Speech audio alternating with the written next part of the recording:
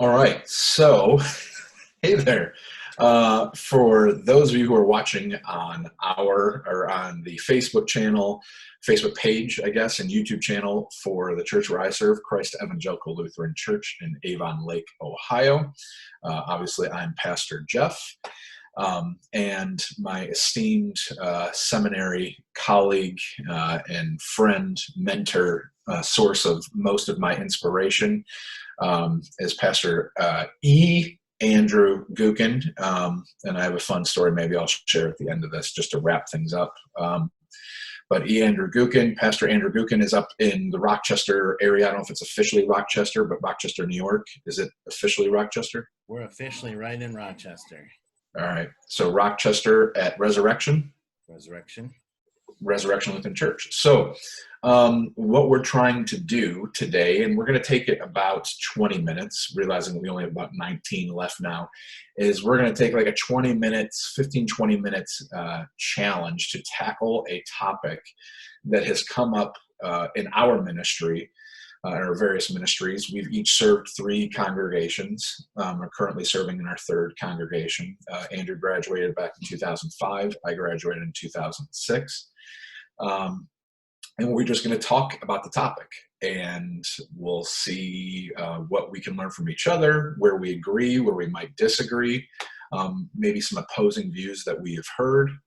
And hopefully the video will be just another source of context, definitely during this time of separation, but also something that people may be able to learn something or just have a different view that they hear, or just a talking point. Really, it's kind of open since this is our first time trying this.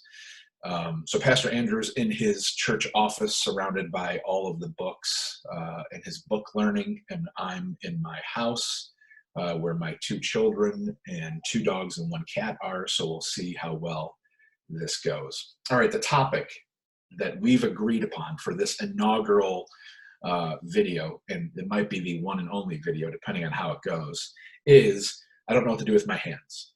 Do I do this or do I? Is the idea of communion, and communion being one of the 2 sacraments we celebrate as Lutherans. How do we individually, Pastor Andrew and myself, what is our approach to who is invited to commune in the congregations where we serve?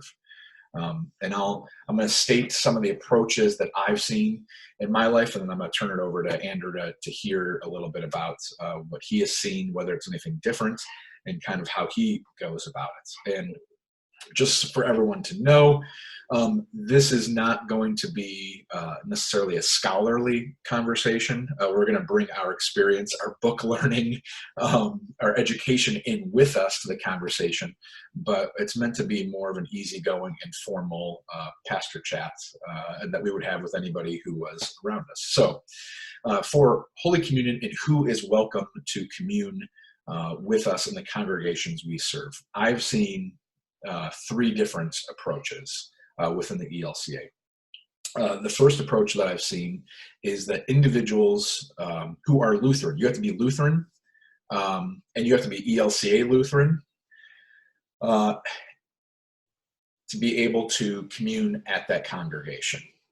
That would be an extreme sense on one end, what we would call, I believe, a closed table of who's able to come forward. But being Lutheran, being ELCA Lutheran, and possibly even a member of the congregation. Kind of the middle path, I think, is one that says you don't have to be a member of the congregation. You might not even have to be ELCA Lutheran or Lutheran at all. It's if you are a baptized member of the body of Christ, and you commune in your home church, you are welcome to commune at our table with us. And that's, like I said, kind of the middle path. On the other end of the spectrum is the approach that is an extreme open table concept that says, really, anybody and everybody is welcome to come forward for communion. So, are those seem to be accurate of the different positions? Is there anything you want to add to that you've seen other than those 3, or is that a good summary? I don't think I've ever been in an ELCA church that was at that one extreme where you had to be a member of an ELCA church, maybe even that church specifically. We start to talk about closed communion, not closed, close communion. Then you get into the doctrine of the Missouri Synod. Mhm. So I wouldn't be surprised if maybe that if a congregation practiced that they maybe became ELCA from a Missouri Synod, or maybe I want to say I always get these mixed up. I think maybe like an LCA church, Lutheran Church of Or America, which aired on the, and I'm sorry to use this word, conservative side of yeah, doctrine understanding. That was there a was also that third branch, the AELC. I think it was the Association of Evangelical Lutheran Churches or something that came out of the Seminex from the Missouri Synod in the 70s. yeah. So I think that was kind of like another branch that, yeah, I think. But so what you're saying is somebody having a root, having their foundation or a tradition in one of the more conservative churches might be on that one side. Yeah. Um, Yeah, yeah. but and you know, and that's when I talk about a whole bunch of stuff, I use my hands a lot, so when you use hands, don't worry about it. When we talk about many of these things, you know, we'll get into that idea of like where churches came from, but then also realizing that ELCA umbrella of how, you know, we might go to your church and you do things differently, but then you come into my church and we do things differently. Yeah, what we recognize, and it's one of the reasons I like the ELCA, this is a bit of a tangent, but you know, we realize, oh, well, that church does this and we do this, but at the same time, we worship the same God and we celebrate the same God and our Lutheran tradition. So, you know, those things are different, but, you know, we're still one, which I absolutely love because, of course, we're the one body. That was a good pastor answer, right? It comes back to Jesus, right? Yeah, Back to the body of Christ. That's easy. Answer. We're done. All right, sign off, and we'll see you guys next time. Yeah. So out of those, and I want to say that for the one on the very conservative end, I've only seen that in like one place. And I don't even know if it was a completely congregational thing, if everybody in the congregation was in support of it, that they were like, yep, this is what they do, or if it was something in their constitution that was instituted years prior that had kind of fallen away. And so I'm going to ask you, I'm going to get into what your practice has been and what, if any, um, opposition, not necessarily negative, but any opposition you've received in it, and I'll chime in back and forth as well with mine. But also, in addition to what your experience is, just the idea that to kind of build off what you said, not even all Lutherans in the same congregation hold the same exact belief. So it's not just because when I'm going to represent what I say, how I serve at my congregation, it isn't like everybody in the congregation says, yep, that's the best way to do it. yeah, So there can be those variety of opinions, and that's a great thing. At times, it's a great thing when you're not arguing, as long as everyone's coming at this and anybody watching this comes at this from a constructive manner or a constructive approach, and just saying, look, you know, we might agree to disagree, and we're gonna completely rest in the, you know, the grace of God, which is Lutherans, you know, is where we make hay, if you will. I don't think I've ever used that phrase before, but where we set our foundation is resting in God's grace. So knowing that, um, what has been your position as a pastor over these last 14 years? And has your position changed? Has it been the same? And based on the congregation you're in, and what opposition, if any, have you faced in your approach? It's like I mentioned to you before, ever since I started 15 years ago in my first church, when I'll get up and we get to the point in the service where we have communion. You know, you have the words of institution. We finish the Lord's Prayer, and then I always have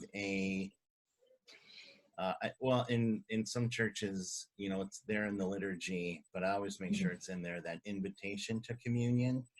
I always make sure, you know, it's you know, the verbiage has left me because, of course, right now we're not having This is Jesus. We have Jesus. yeah. Come get Jesus. Yeah, something like that. So we have that invitation. Then I always add in there a congregation response like "Amen, thanks be to God." I have exclamation points because this is a celebration.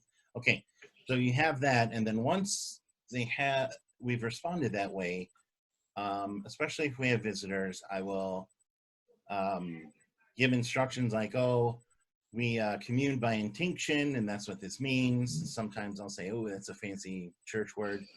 But then I will always add, "As Christ denied no one at the table, neither do we. Therefore, all are welcome." So I guess I have always practiced, I guess it would be at that one end of the spectrum, that everyone is welcome to come forward. And this food, bread and wine, is for everyone. Bread and grape juice, bread and what have you. So, because that's what I truly believe. And I base it on several things. But mostly, which is why I was surprised with the restrictions that you were talking about in that congregation. The ELCA initially said, you know, we don't have closed communion. We have open communion. Now, yeah, right. It gets a bit, in a sense, it gets a bit hairy with, well, you know, do you need to be baptized? Do you need to have one sacrament before the other? Personally, I don't. I truly believe that, you know, Jesus wants to feed everybody. Then I don't know that I've ever had opposition to that. I might have had one or two questions over 15 years because someone might say, "Oh, well," and it's interesting because it's always children. You know, "Oh, well, you know, Billy isn't baptized, and did you know that? How can he come up for communion?" But it's interesting because it's always kids, because when we have some older people that maybe don't make it like public that they haven't been baptized, no one has an issue with that. It's like, "Oh, well, yeah, you know, they've just been doing it already, so it's fine."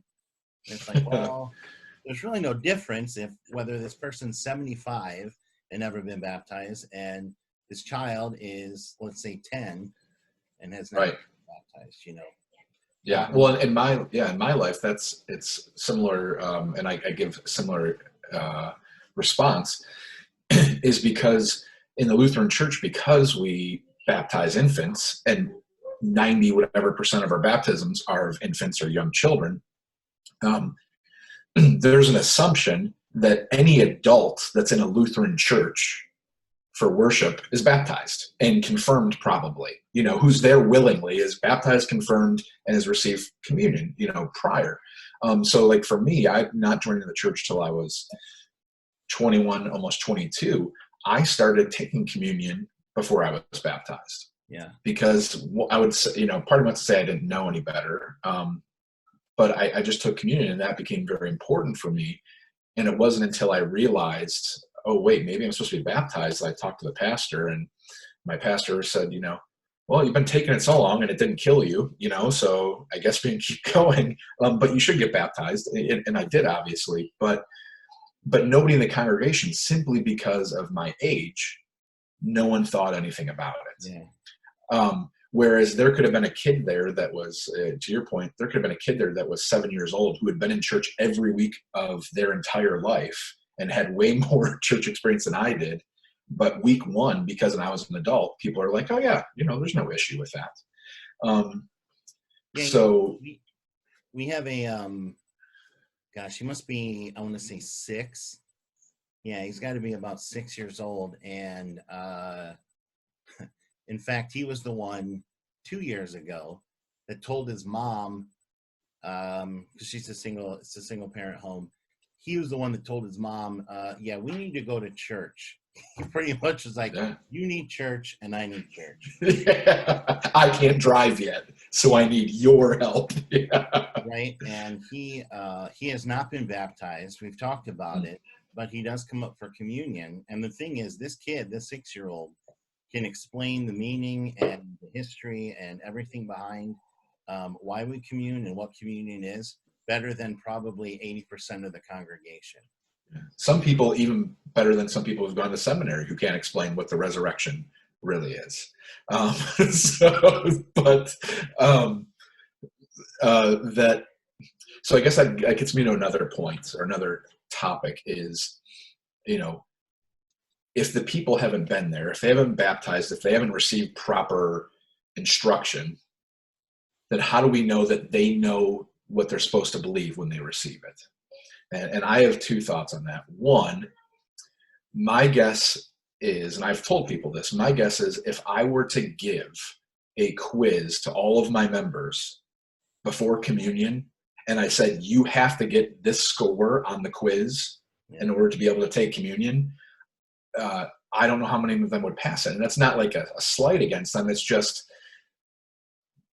they're, we don't really hammer into like deep theological, systematic, doctrinal stuff every week. It's kind of like you come up, these are the words that are said, this is what you get.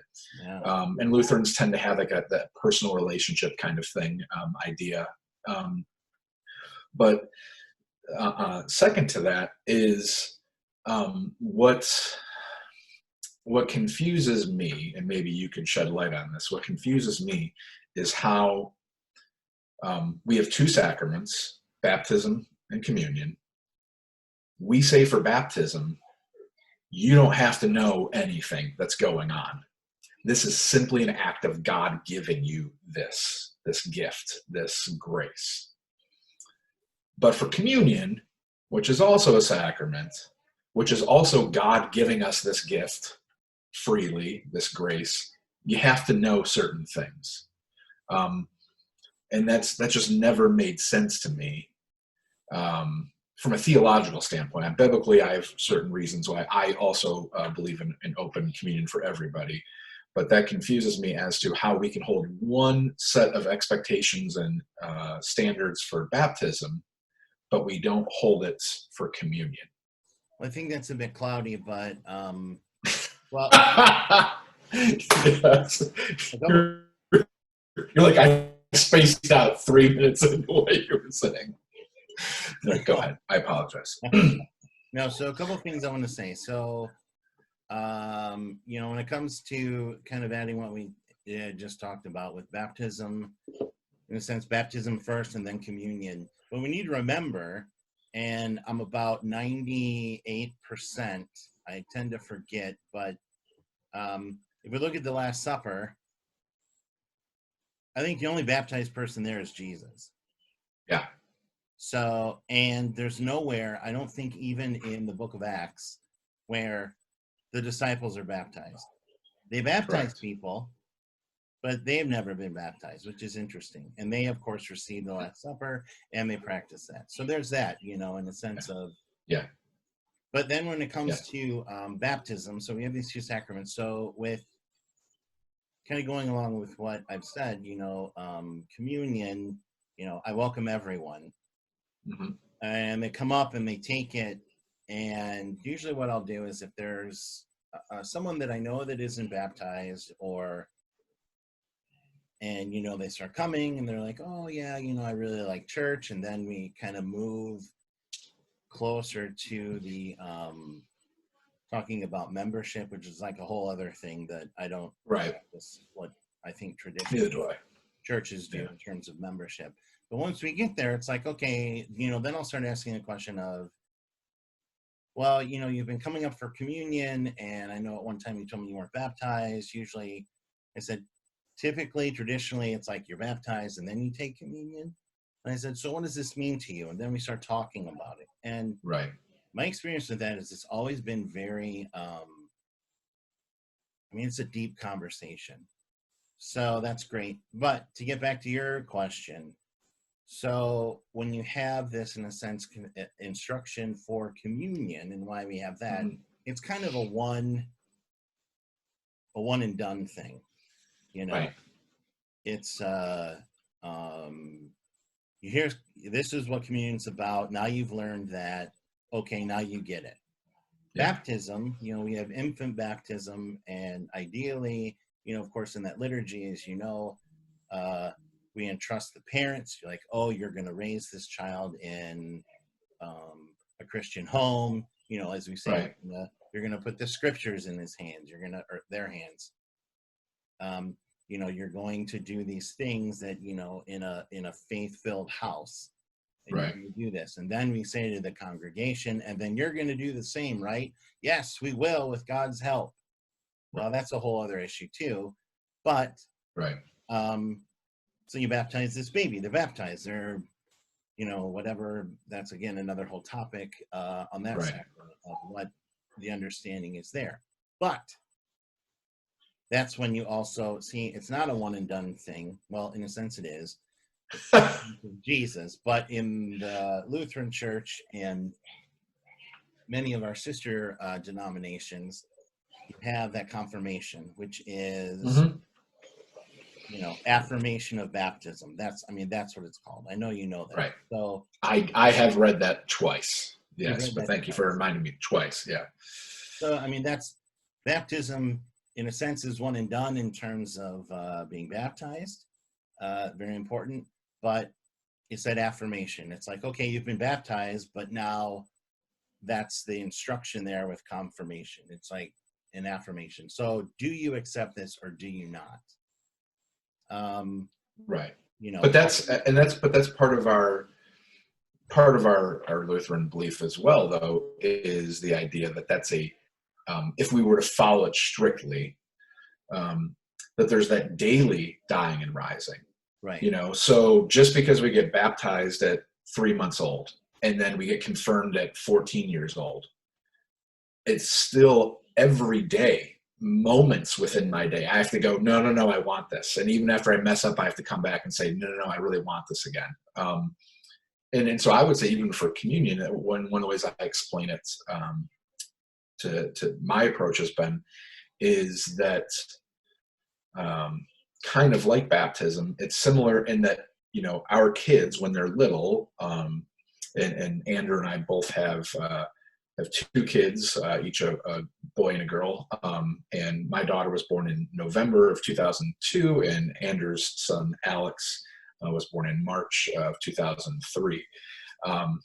So I have some videos of the babies and pictures of them together. But that the idea is that as parents, we give them things that they need that they don't know they need yet.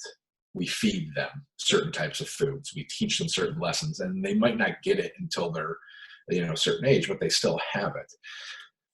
And with communion, I would, you know, the approach I've taken with parents is if your child is 6 years old and is going to take communion, my instruction with them, if we have a formal instruction, is I'm going to teach them at a 6-year-old level. This is what it means. But then I'm going to keep teaching them. This is what it means at a 7-year-old level. This is what it means at a 12-year-old level. This is what it means at a 20-year-old level. You know, and the hope is that's that ongoing education. So it's not a one and done necessarily either. But part of that, and I'm looking at the clock as well for people's time, but part of that, in my understanding, also pairs with when Luther talks about who is worthy to receive the sacrament. And the 2 words that Luther comes back to, you know, is, you know, for you, given for you, shed for you. And if when you're at that table and the pastor comes up to you and says, this is the body of Christ given for you, and in that moment you're like, yeah, you know, I think I believe this, like, and it might not be perfect belief, it might not understand everything, but I believe that God has done this for me. Jesus, through his death and resurrection, has done this and wants me to have this. That's the criteria. And for you or me, and I think we both agree with this, obviously, but for you or me or anyone to say that someone coming up to the table, whether they're baptized, not baptized, whatever, coming up, that in that moment, God is not working in their life saying like, hey, this is for you. I don't think we can make that judgment. And so,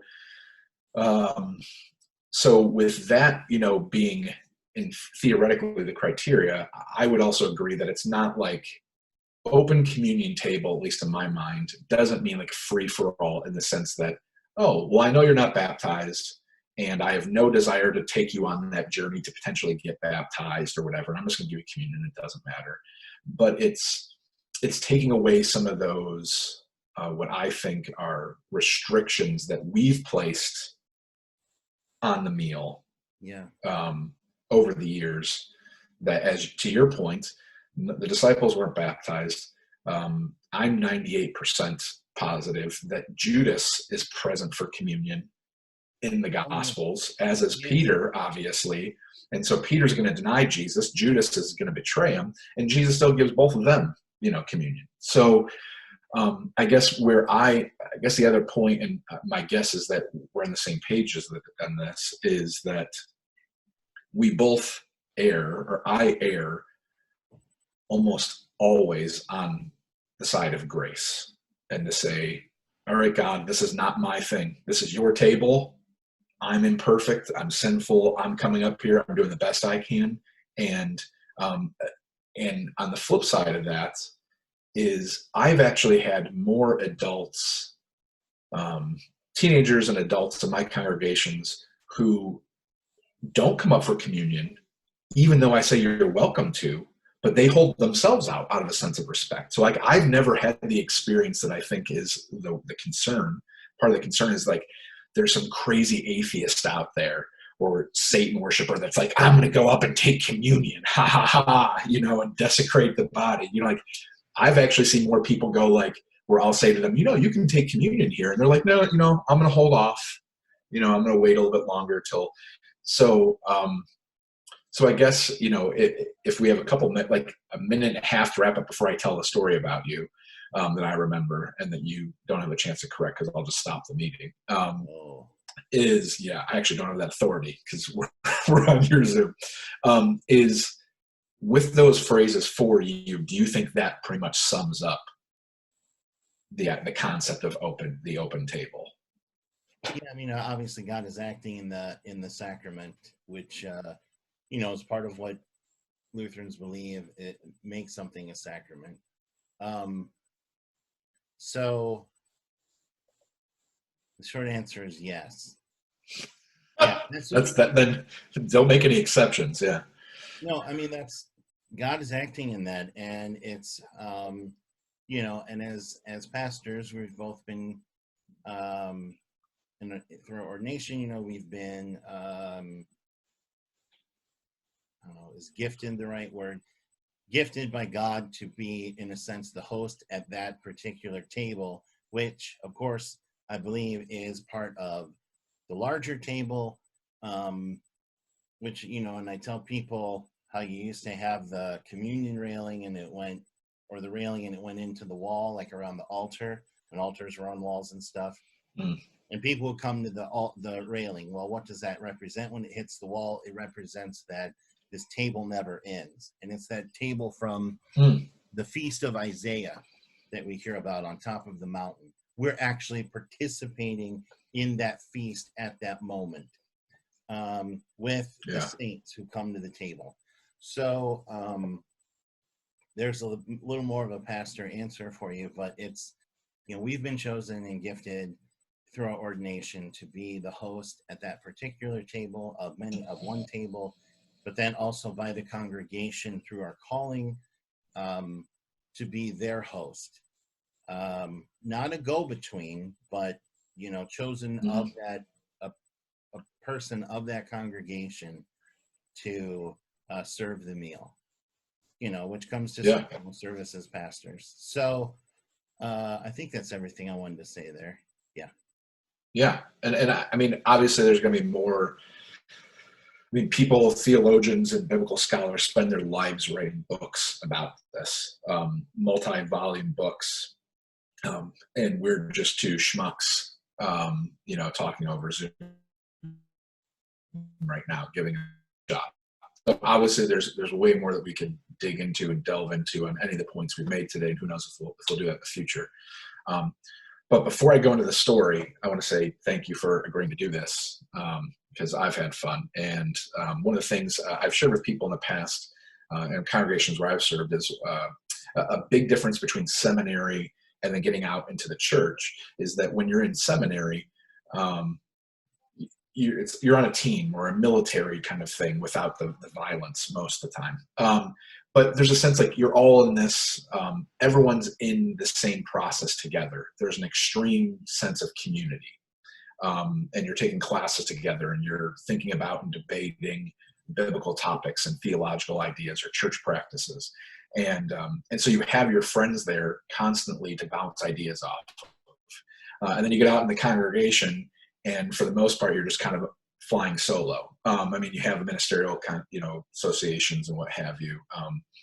But so it's nice for me, and part of the reason I asked Pastor Andrew to do this is because it's nice for me to have these ideas and be able to bounce them off of another pastor and just talk through them, and be able to see, like I said in the beginning, where we share ideas and where we differ. But I know every time I talk to Pastor Andrew, and other colleagues, I always learn something and go, okay, yeah, wow, that's another way to see this, or I hadn't thought of that before. So thank you for that. I'm cleaning off my glasses before we end. What I'm going to end with, because I don't know how else to end the video, I'm going to end with a story that I remember learning about in seminary. It has nothing to do with communion, okay? And Pastor Andrew is the star of this story. So we'll wrap this up for anybody who's decided to watch this far into the video. So when I say in the beginning, Pastor Andrew's name is E. Andrew Gookin, all right, officially. So his first name is Aaron, but it's spelled in the Irish, I believe, the Irish sense, Irish sense, E-R-I-N, okay? Now, but he goes by Andrew. So Andrew shared the story one time about some of the difficulty, one particular difficulty at a time with having his first name being Aaron, spelled E-R-I-N, is that he was in class, he had a college class, and I want to say it was an art class. I think it was an art class. That's what I tell people. It was some kind of art class, and he got his report card, and he got an F in the class. And anybody who knows Andrew knows he was a straight A student all the way through school, but he didn't deserve an F. So he got an F in the class, and he was like, why do I have an F in this class? So he went to his professor and said, I'm really confused. I don't know how I got an F in your class. Like, I did the work, and these are the responses I was getting on them. And the professor was like, no, I didn't give you an F. You didn't get an F in here. There's, in fact, there's only one person in this class who got an F. It was some girl named Erin who never showed up to class. So I think he changed your grade. Hopefully from an F. He did. I get an A in that class. Was it an art class? It was a ceramics class. Yes. And your wife does pottery stuff now with mugs and different things. Yeah, she's got back into that. So. Yeah. So you don't help her? No, that would not be good. All right. Well, you had an A in the class. So I did. I told my professor that, and he just looked at me and went, oh. Well, I need to change that. So I don't know if you've had any issues with passports or any other official identification stuff of people question you. I don't know if that's why you have a really long beard now, if it's just to kind of really play off the other side and balance out the E-R-I-N with how manly you are. No. So yeah, the deep-seated issues. I only had one problem, because I had a passport and I showed it to my wife and I. We were on a cruise and we were going into, I don't know, the Bahamas or something. And they looked at my passport card and they looked at me and they said, Aaron, isn't that a girl's name? And I was like, no, and that's what I always do. I'm like, oh no, it's the Irish spelling. No, I don't think that's right. I don't think that's right. This picture looks like you. And I have my beard. Yeah. If I shave, One, if I shave, my face is very round. Actually, my head's Yeah. a teardrop on account of Yeah. a little weight. And if I shave, I look like a baby. I look like a baby. Yeah. I tell people if I shave, I look similar to Homer Simpson. So I try not to. I look like Homer right after he shaves, before it goes and comes back out. So yeah, or an egg. That's Yeah, a good yeah, one. or an egg. Yeah, yeah. Thank you for laughing at my sadness. So thank you once again. We're going to post these on, I believe, Facebook pages and YouTube, our YouTube channels for our congregations. If this is something that you enjoyed, whether you enjoyed all 35 minutes of it, we were like, we're going to do 20 minutes. If you enjoyed all 35 minutes, if you enjoyed 2 minutes of it, if you watched it and you were like, I despise both of you and I don't agree with you, please leave. Actually, no. Only leave nice comments. If you didn't like what we talked about, just walk away. That's okay. You don't have to watch. But if you liked it and you have any comments of encouragement, or you would like to see another one of these videos, please let us know, and we will do our best to put another one on. So from the great state of Ohio, and from the great state of New York up there in Rochester, hope everyone is staying healthy, keeping social distancing, practicing all the stuff we need to do to get better. And thank you, sir. God's peace and love be with you. Yes, thank you, Jeff, and God's peace be with you. Thank you. Thank you.